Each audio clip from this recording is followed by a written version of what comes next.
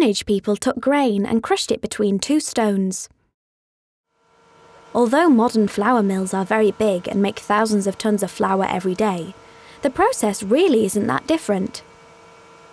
To make flour, you need grain. Most flour that we use for bread is made from wheat grain. We grow over 16 million tons of wheat in the UK.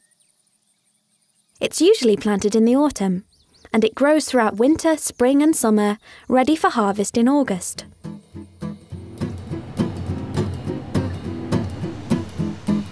The farmer harvests the wheat using a machine called a combine harvester.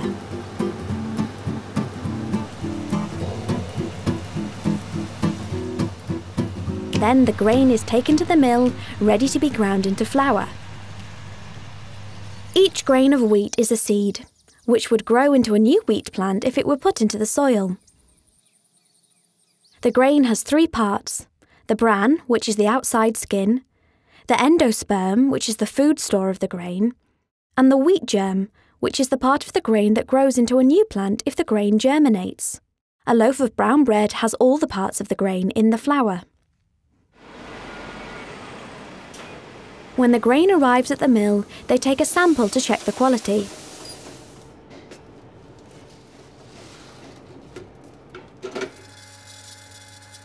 If the grain passes the test, it's unloaded into the mill's storage area.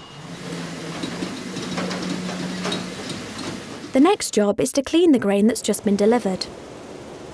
They take out all of the straw, sticks and stones using these sieves. Then they blend different types of wheat together so they can make the right kind of flour. This is called gristing. The flour used in bread needs to have a lot of protein in it to make it soft but strong when it's baked. The milling happens in these machines, called plan sifters. The machines separate the different parts of the wheat using rollers and air bubbles, and this process creates the flour. The ground flour is then tested and checked for quality.